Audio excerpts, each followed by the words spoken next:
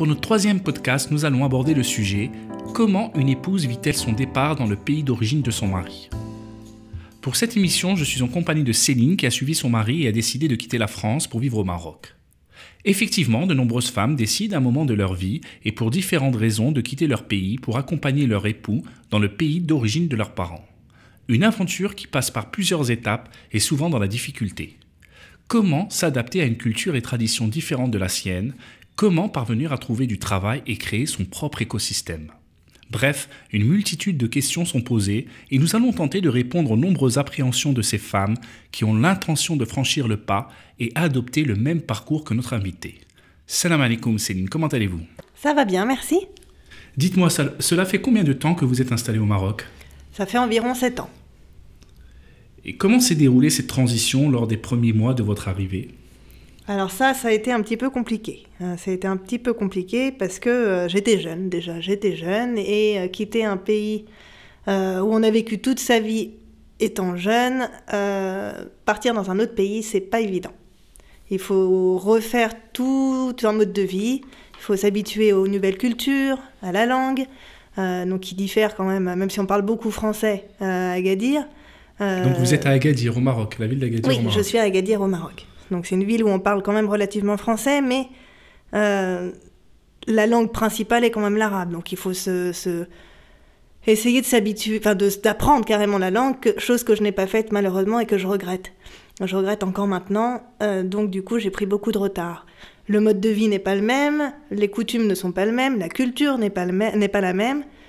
Donc ça a été tout un processus. Et votre venue au Maroc est-elle liée à une volonté religieuse ? Non, je ne suis pas venue pour des questions religieuses. Je suis venue juste parce que j'ai suivi mon mari qui voulait tenter l'aventure dans son pays natal. Donc tout s'est fait au départ pour une raison de carrière en fait. Ah donc votre mari est un Français d'origine marocaine, donc c'est l'origine de ses parents, c'est ça. Et il a quitté la France, il avait la motivation de quitter la France pour venir s'installer au Maroc. Comment c'était venu cette envie de quitter la France pour le Maroc? Déjà, il se sentait un petit peu rejeté par... C'est-à-dire le racisme, tout ce qui est racisme. Il ressentait ça peut-être pas ouvertement, mais il sentait bien qu'il y avait quand même un barrage par rapport aux gens. Le rejet des gens, le racisme. Donc il vivait une frustration, il avait des ambitions, il voyait que sa carrière en France battait de l'aile, c'est ça? Battait de l'aile, et vu qu'il connaissait Agadir comme il était à l'époque, il a voulu tenter l'expérience à Agadir et reprendre ses habitudes de l'époque. Mais ce qui n'était pas forcément le cas. Pourquoi il a eu des difficultés pour s'installer? Vous avez eu du mal au départ? Il a eu beaucoup de mal à s'installer. Déjà parce qu'Agadir n'est pas une ville, n'est pas la France, donc forcément les mentalités ne sont pas pareilles. Il faut s'adapter aux mentalités, il faut s'adapter à sa nouvelle vie aussi, parce que c'est pas évident aussi de refaire toute une vie professionnelle dans un domaine qui n'est pas forcément le sien. Donc il a fallu qu'il aborde différentes problématiques à son arrivée. Et vous, comment vous l'avez vécu cette période difficile? Moi, ma solution, c'est juste de l'accompagner lui dans son projet et à côté de me créer aussi des repères. Donc c'est vrai que la première année, j'ai eu mon premier enfant plus la première année de mon arrivée, donc il a fallu que je m'adapte à sa vie professionnelle, que je m'adapte moi à ma vie quotidienne, donc ça a été un petit peu compliqué. Et voyez-vous un changement dans vos pratiques religieuses par rapport à la France? Clairement. Donc vous êtes convertie, vous? Oui, je suis convertie. Donc moi, je suis convertie depuis la France. Donc j'ai vu la religion en France, comment j'étais en France, et avec toutes ces frustrations. Mais j'ai vu aussi comment me comporter, comment vivre ma religion à Agadir. Et chose qui n'est pas tout à fait la même chose. Vous avez plus de liberté? Il y a plus de liberté, mais c'est vrai que ça peut paraître bizarre, mais c'est un peu étrange d'être une convertie au Maroc, en fait. Les gens nous accueillent à bras ouverts. Ça, franchement, je n'ai aucune... Est-ce qu'ils idéalisent peut-être votre parcours? C'est un peu ça. Donc, du coup...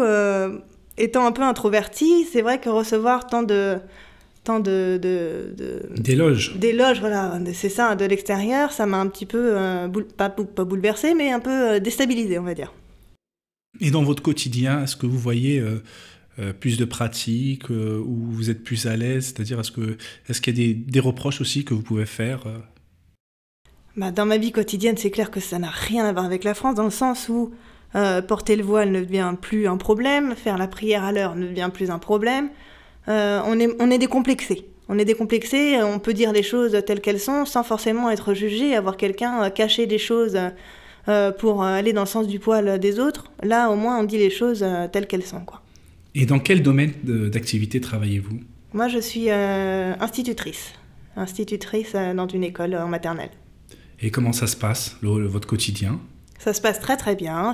J'ai trouvé ma voie et j'encourage effectivement les filles françaises qui s'installent au Maroc d'aller dans cette voie, si bien sûr cette voie les intéresse, de se diriger vers cette voie-là. Et vous aviez un diplôme au préalable, c'était votre métier, votre vocation que vous aviez en France ou Non du tout, moi j'ai un master en communication, et c'est vrai que je me disais que jamais je n'aimerais faire ce métier-là, enfin ce métier d'institutrice, et puis finalement, à force de recherche, je me suis naturellement dirigée vers cette voie-là. Donc c'est une opportunité que vous avez eue, c'est ça? Effectivement, et je l'ai trouvée assez facilement. J'ai donné un CV et c'est le premier CV qui a été retenu. Donc le fait que vous êtes française de souche, le fait qu'il y a un manque au niveau de cette activité, de ce métier, ça vous a ouvert beaucoup de portes, non?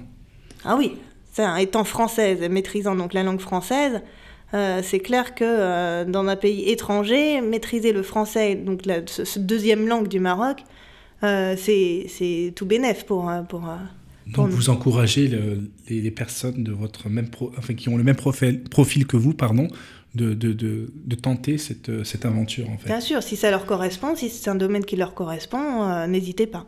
Parfait. Et comment entretenez-vous votre lien avec votre famille en France? Comment se fait la communication? J'ai la chance de partir 2 fois par an en France, donc à chaque grande vacances, les vacances d'hiver et les vacances d'été, je pars en France et ma famille vient régulièrement, tous les 2-3 mois, me rendre visite. Donc ça a l'air de bien se passer parce qu'il y a des familles où déjà le fait que vous vous êtes converti et en plus vous avez quitté la France pour vivre dans un pays musulman, ça se passe pas aussi bien pour toutes les familles. Ah non, ça oui, j'en ai de l'expérience par rapport à mes amis, mais moi j'ai beaucoup de chance d'avoir une famille formidable. Et qu'est-ce qui fait que votre famille, elle vient plus souvent sur Agadir et au Maroc, et puis en fait que ça se passe bien? C'est quoi quels sont les conseils que vous pouvez donner aux sœurs par rapport à ça? Je pense que les parents en priorité aiment voir leur enfant heureux.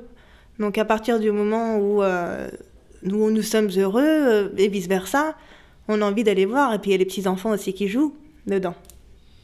Parfait, donc ils voient que les enfants sont équilibrés, et puis le fait qu'ils vivent dans Le Maroc, c'est quand même un pays assez calme, où il fait bon de vivre. Oui, et puis proche de la France, on n'est qu'à 3 heures d'avion, donc c'est assez facile, et les billets pas trop chers en plus, c'est assez facile quand même de se rendre au Maroc.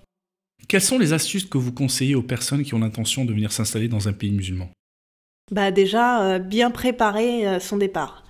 Bien préparer son départ, ça veut dire avoir déjà discuté avec son mari de toutes les possibilités en tant que professionnel ou que de vie quotidienne de bien étudier là-bas, quoi.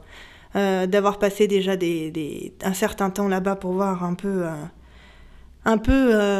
comment faire, comment se déplacer, où habiter, quel quartier est plus favorable, les écoles, surtout si on a des enfants, connaître déjà tous les filons des écoles.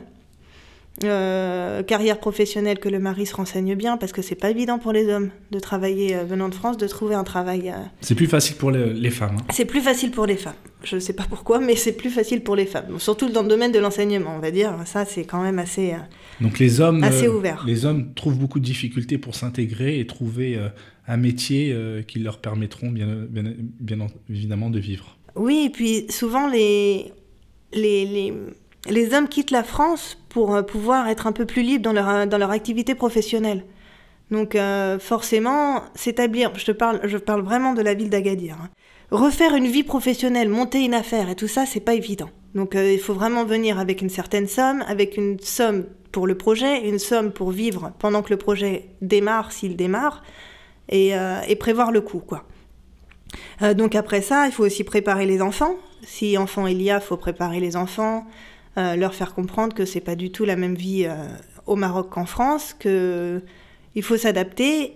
Et si le meilleur conseil que je peux donner, c'est quand même apprendre la langue arabe. Apprendre l'arabe, ça facilite quand même beaucoup les choses. Et qu'est-ce qui fait qu'aujourd'hui, au bout de 7 ans, vous avez encore du mal à pratiquer l'arabe ? J'ai fait l'erreur, en fait, de penser que... j'ai pas pensé loin. Là, j'ai mis mes enfants dans une école marocaine.